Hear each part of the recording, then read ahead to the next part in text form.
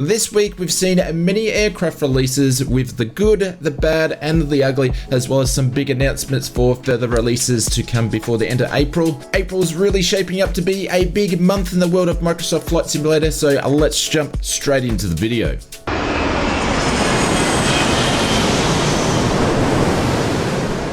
Kicking off this week's previews and announcements, PMDG this week had another update on their anticipated 777 project. The PMDG team mentioned as they just pushed a new beta build to the testing team. This new build represents a big advancement in the readiness of the 777.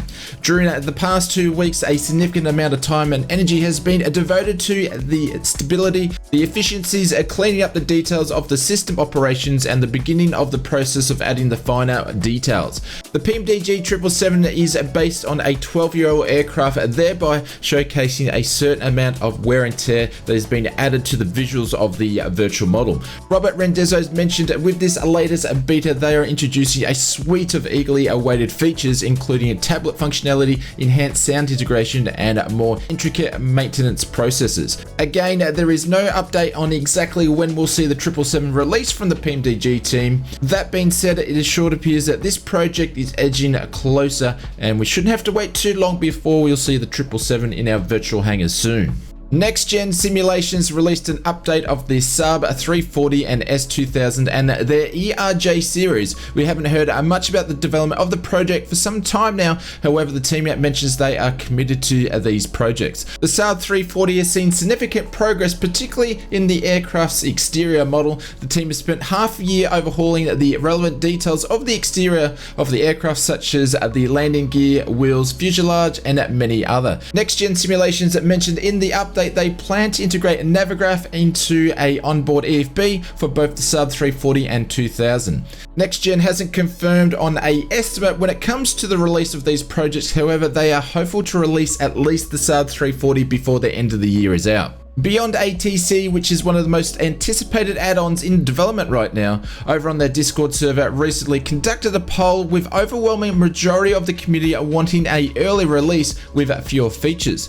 Taking this information on, Beyond ATC team have announced that they will release a early access when it comes to their product, which will include an IFR experience without other traffic. Beyond ATC will implement the functionality of traffic after the release of version 1.0. While Beyond ATC has announced the state on how they will release their product, however, they have not mentioned at this stage when they will actually release that. And of course, we will keep you posted on any more information from the team. Bosh that like button and consider subscribing to the channel. We aim to bring you all the biggest highlights in the week of Microsoft Flight Simulator. So if that's right up your taxiway, hit that subscribe button and we will see you on more videos. Latin VFR is set to add to their collection with their Airbus airliner fleet as the team prepares to release the A34300. The team has shifted their focus to the 300 since the release of the A330-900 Neo back in last October last year. Latin VFR mentions they've made significant progress on the A34300 since the announcement last year, and we could see a release anytime soon or even sometime this month. The A34300 model has been almost done for a while now, but the team has been waiting on a new avionics system to be developed. The team has already showcased some exterior shots, and with this last update, they showed off the internal cockpits for the first time. The cockpit is very similar to most Airbus cockpits, but the necessary changes have been accommodated for the 4-engine configuration.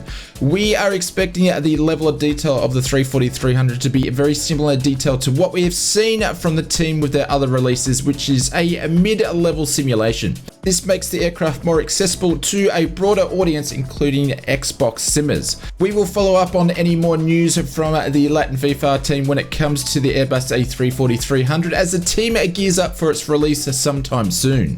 Sofly offer a number of products for Microsoft Flight Simulator, catering to new pilots for the sim and all the way to very experienced pilots.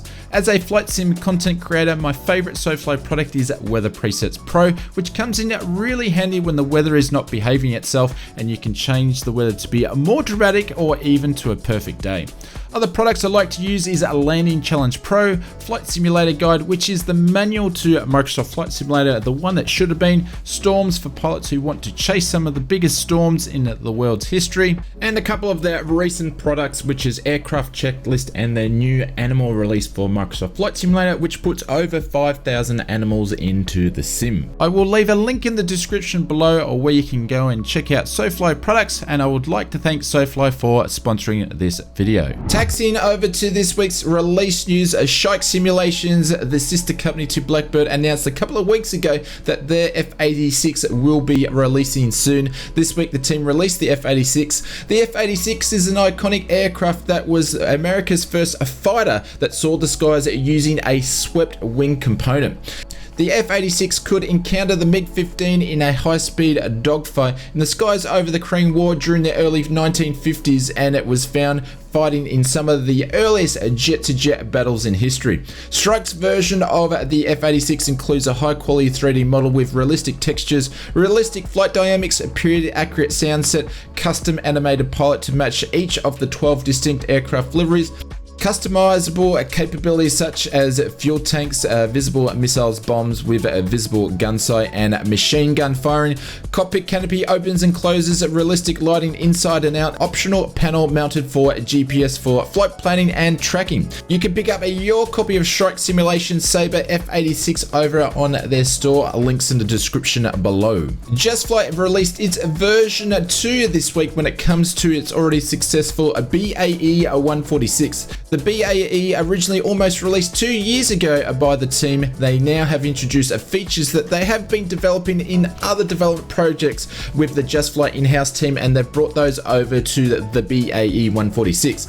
Some of the main features of this version that is being released is the introduction of the custom UNIS-1 flight management system, which is a genuine replication of the actual unit's interface, complete with all its features. New passenger cabin with interactive lighting controls and a functional coffee maker, cabin music player and boarding simulations, paper charts and checklists, a couple of new liveries, and a bunch of bug and quality life improvements, including tweaking it to the BAE 146's ground handling and flight mechanics. If you have already purchased the BAE 146 from Just Flight in the past, version 2 will be included at no cost. You can pick up your copy of Just Flight's BAE 146 Professional over on the Just Flight store or the Contrail store. I'll leave links in the description below.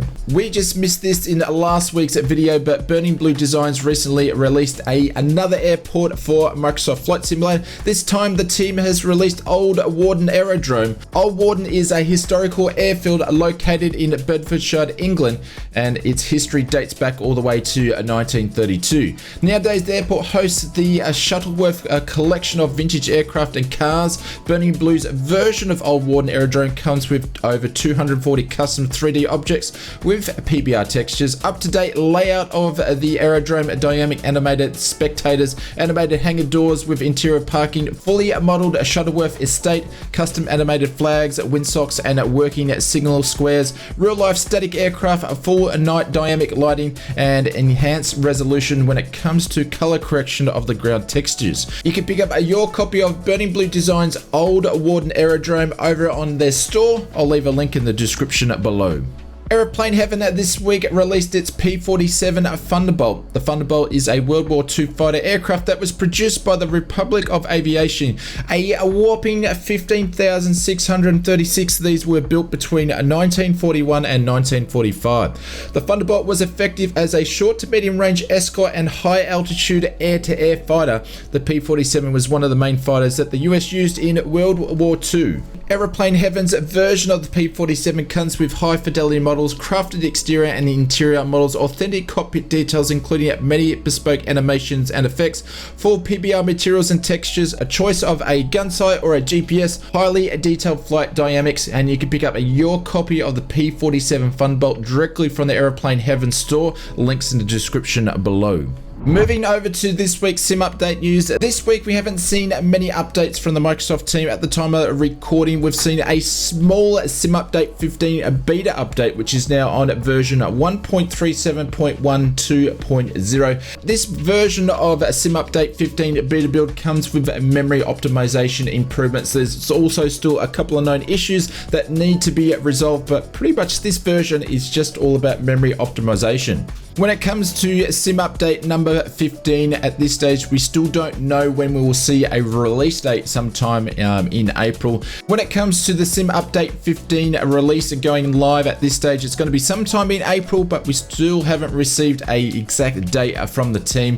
However, the Microsoft team is now taking questions for the upcoming development live stream. Most likely we will see a development live stream in the same release week as we'll see the release of sim update 15. I'm expecting we'll receive some updates about sim update 15 in next week's development blog from the Microsoft Flight Simulator team. That being said, we have seen no updates when it comes to the active development roadmap or the wish list, but we'll probably see some improvements in this area when the team actually does the development live stream sometime in April. This week on the new product backlog list in the InSim marketplace, we've seen a total reduction of 30 new products on week when it comes to the backlog list. Aircrafts are sitting at 28, which is a 19 down from week on week. Hopefully this means we'll see a few new aircraft dropping in the InSim marketplace in the next couple of weeks. From the looks of it, when it comes to developers, it can be even as quick as 1 or 2 weeks for them getting their products pushed through the approval process, so long as there's not too many issues that need to be resolved. When it comes to the other categories on the backlog list, missions are down by 18, sceneries are down by 6, liveries are up by 10, airports are up by 8, and others are down by 9.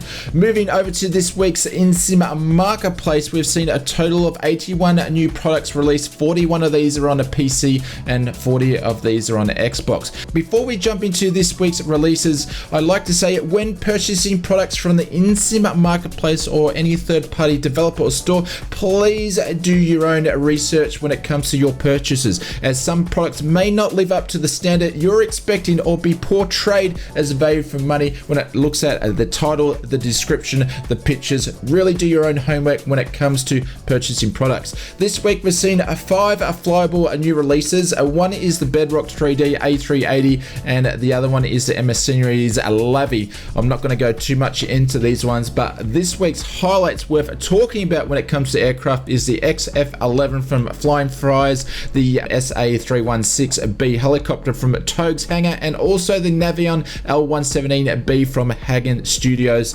713. Other releases this week is made up of 7 livery packs and bundle livery packs, 14 flight training commercial packs, 2 scenery packs, and 10 airports. If you got this far in the video, you may want to consider catching a live stream from us. We stream 5 days a week over on YouTube and now on Twitch and a multi-stream. Feel free to drop by. All the details are in the description below of when we go live and when you can catch us in one of our live streams, and we would love to have you over there. Let us know in the comments below about your thoughts on this week's highlights of products, and we will love to see you in the next video. Thank you as always. I appreciate your support. We'll see you on another video sometime soon.